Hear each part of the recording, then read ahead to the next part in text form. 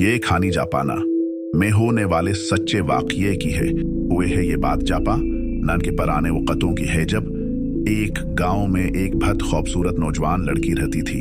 ये औरत बहुत खूबसूरत और प्यारी थी और उसे अपनी खूबसूरती पर बहुत नाज था और गांव के सारे लड़के उसकी खूबसूरती से बहुत मुतासिर थे। मगर उसकी शादी एक समुराय से हुई जिसका ताल्लुक जापा न के एक ऊंचे और शाही खानदान से था।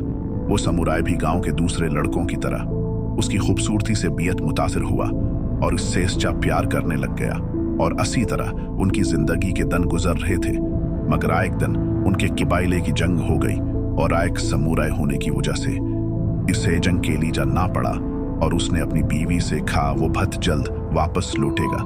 और इस तरह कई दिन गुजरते रहे, लेकिन इस दौरान इसकी बीवी जिसे अपनी खूबसूरती पर बड़ा गुरूर था, इसने अपने शौहर की कोई भी परवाह किए बना अपने टाइम पास के लाई गांव के एक लड़के के साथ दोस्ती कर ली और कुछ वक्त के बाद उनकी दोस्ती एक रिश्ते से ज्यादा बढ़ गए।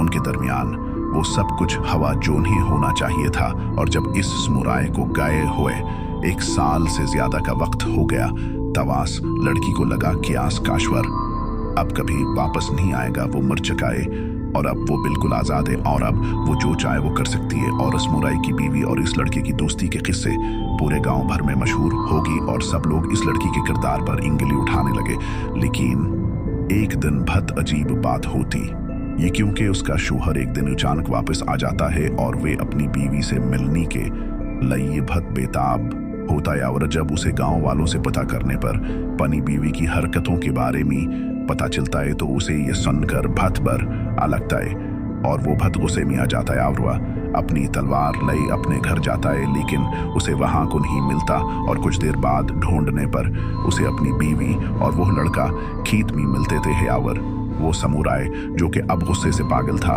वो मौका पाकर उस लड़के को रात के अंधेरे में कत्ल कर देता।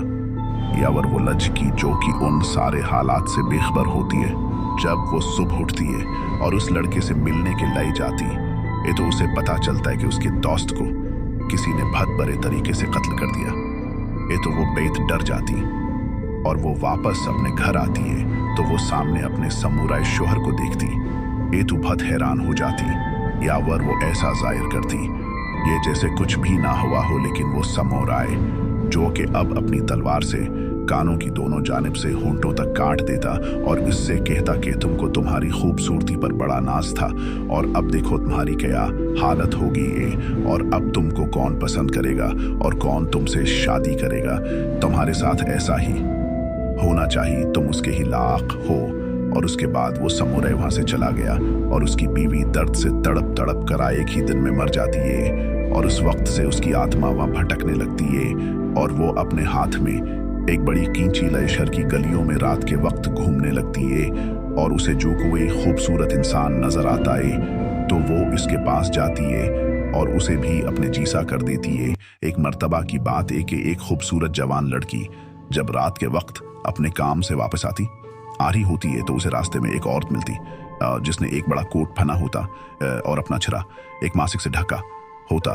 वो औरत इस लड़की के पास जाकर इससे कहती, क्या मैं खूबसूरत लग रही हो?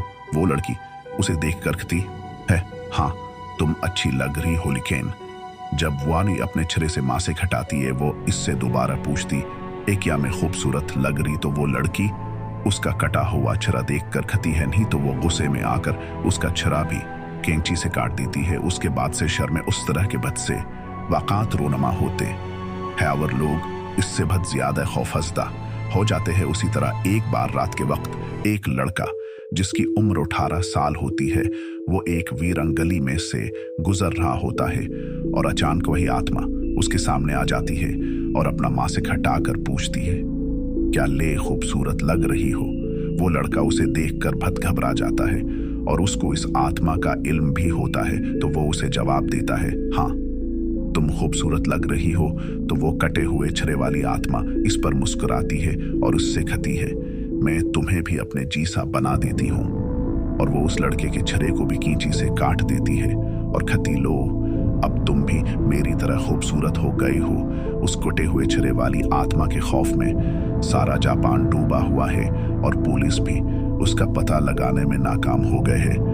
और आज भी उस कटे हुए छिरे वाली औरत की आत्मा रात 11 बजे के बाद गलियों में चक्कर लगाती है और लोगों को अपना शिकार बनाती है।